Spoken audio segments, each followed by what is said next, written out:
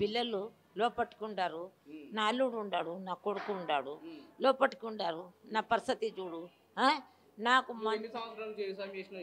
నేనా నేను నేను నా హౌస్ ఇంత ఎంత ఉండదు నాకు తెలుసా? నేను రాసుకున్నానా? నా హౌస్ దగ్గర నేను చేసుకుంటా వచ్చిన. నాకు 6 మంది కొడుకులు నేను లేక వాళ్ళే వచ్చేళ్ళు అయినారు, వాళ్ళ పిల్లలు అయినరు. నా హౌస్ ఎంత ఉండవచ్చు? ఎంతవరకు నా భూమి వాళ్ళకి ఇస్తే నేను యాడికి పోవాలి? నువ్వు గత 50 ఏళ్ల నుంచి వ్యవసాయం చేసిన ఈ 50 ఏళ్లలో ఈ భూములు గుంజుకోవటాలు లేకపోతే పోలీసులు మీ ఊళ్ళకి ఇళ్ళకి రావడం ఎప్పుడైనా జరిగిందా? జరగలే. నేను పుట్టి ఆడనే ఆడనే ఇచ్చిర్రు దండాలనే.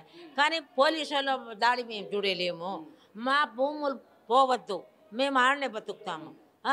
కందులు వేసుకుంటాం, జొన్నలు వేసుకుంటాం, ఇంత వరిసేను వేసుకుంటాం. ఇప్పుడు పొద్దుగల వెళ్ళినాం, పొద్దుగల ఆకలి అవుతున్నాయి, పెయ్యి తిరుగుతుండదు. ఎట్లా చేస్తాం? మా పరిస్థితి ఇట్లా పెడుతున్నాడు.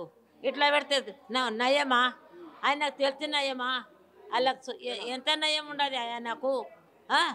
ఎంత పరిస్థితి? మా భూముల సాడికి వచ్చే నీకు ఎంత ధైర్యం ఉండదు? మేము మటర్ కేసు చేసినామా? అమ్మ, ఇప్పుడు మీ ఇళ్ళకి పోలీసులు వచ్చి దాదాపు 1 నెల రోజులు అయిపోతుంది. ఇప్పటికి ఇంట్లో మొగళ్ళు వస్తులా ఊళ్ళకి ఇంకా అట్టనే స్టేషన్లలో ఉన్నారా? అక్కడే ఉండరు. నెల నా కొడుకు జోలికి వెళ్ళాడు, మేకల కాడికి పోతుండే. ఇక నేనేం చేసిన, నాది ఏం పోటులు ఉండే, నాది ఏం కెమెరాలో ఉండదు అని పండుకున్నాడు. పండుకుంటే లేపుకొని పోయిరి. ఇంకా నేనన్నా పోయలేడు. నేను అన్నా, మీరు నా కొడుకు కెమెరాలో కనిపిస్తే రేపు పొద్దుగాల వచ్చి పట్టుకుపోండి. కనిపించదా? కెమెరాలా కనిపిస్తుంది. వద్దు, పొద్దుగాల వచ్చి పట్టుకుపోండి అంటానన్నా. పట్టుకొని పేరు లేదు, ఏం లేదు. పోయి కొడగట్లకు తీసుకుపోయి పేరు పెట్టినారు. నెల దౌర్జన్యంగా బందిపోట్లలాగా జనాలపైన ప్రభుత్వం అయితే ప్రజాస్వామ్యంలో ఉన్నామా లేకపోతే ఇంకో ఎక్కడనే ఉన్నామా? బందిపోట్లలాగా ఈ గిరిజనుల పైన అర్ధరాత్రి దాడి చేయడాన్ని ఇంకా 1 నెల రోజులైనా వాళ్ళు కోలుకోలేకపోతున్నారు కదా. ప్రభుత్వానికి ఏం చెప్పదలుచుకున్నారు? ముఖ్యమంత్రి రేవంత్ రెడ్డి గారు స్వయాన తన నియోజకవర్గంలో ఇట్లాంటి పరిస్థితులు సృష్టించడం అనేటువంటిది అది ఎట్టి పరిస్థితుల్లో సరైన విధానం కాదు.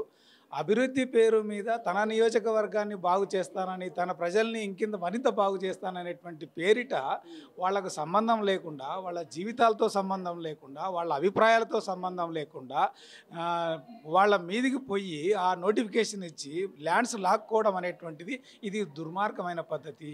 ఇది అభివృద్ధి పేరిట జరుగుతున్నటువంటి రాక్షసకాండ తప్ప మరొకటి కాదు. ఈరోజు 1 నెల రోజుల తర్వాత కూడా ఈ రోజుకి వాళ్ళు గ్రామాల్లోకి వాళ్ళ మగ మనుషులు పోవటం లేదు, పిల్లలు పోవటం లేదు. జైళ్ళలో మగ్గుతున్న వాళ్ళు ఈరోజుకి రిలీజ్ కాలేదు. పైన ఎవరైనా బయట కనబడితే వాళ్ళని తిరిగి అరెస్ట్ చేసి జైలుకు పంపించే పరిస్థితి ఈ రోజుకి కొనసాగుతుందంటే మరి రేవంత్ రెడ్డి గారు కళ్ళు మూసుకున్నారా, కాన్షియస్గా చేస్తున్నారా? ఇది ఏదైనా చాలా తీవ్రమైనటువంటి నష్టంగానే భావించాలి తప్ప ఇది మరొకటి కాదనేటువంటిది మనం అభిప్రాయపడాలా.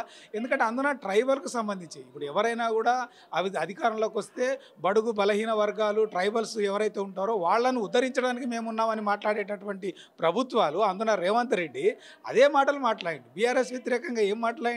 వీళ్ళకి ఏమీ చేయలేదు 10 సంవత్సరాల కాలంలో, మేము చాలా చేస్తామని చెప్పినటువంటి మనిషి అభివృద్ధి చేస్తాననే కోణం మీద వాళ్ళని విధ్వంసం చేయడం అనేటువంటి మంచి పద్ధతి కాదు. ఏదైతే కాంగ్రెస్ పార్టీ ప్రచారంలో ఉన్నప్పుడు సోనియా గాంధీ 6 గ్యారెంటీలు ఇచ్చింది, నేను 7వ గ్యారెంటీ ఇస్తున్నాను, అదే ప్రజాస్వామ్యం అంటుంది. ప్రస్తుతం తెలంగాణలో 7వ గ్యారెంటీ పూర్తిగా అమల్లో ఉందా అంటే ఏం చెప్తారు? అసలు 7వ గ్యారెంటీ తన నియోజకవర్గంలో కోడంగల్లో, దుద్యాల మండలంలో, లగచర్ల ప్రాంతంలోనే తన 7వ హామీ స్పష్టంగా అర్థమవుతున్నది. ఎందుకంటే నువ్వు నిజంగా చేయదలుచుకుంటే ఆ ప్రజల దగ్గర మాట్లాడాలి.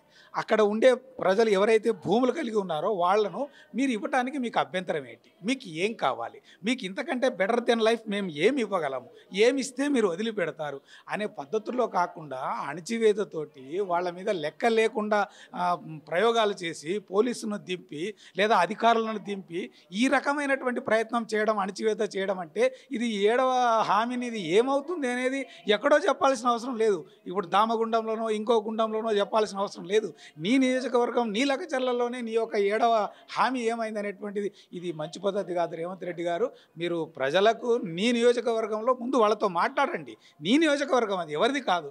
వాళ్ళతో మాట్లాడండి, సంభాషించండి, వాళ్ళ మనసులో ఉండే అభిప్రాయాల్ని తీసుకొని మెలగాల్సిందిగా మేము కోరుతా ఉన్నాం.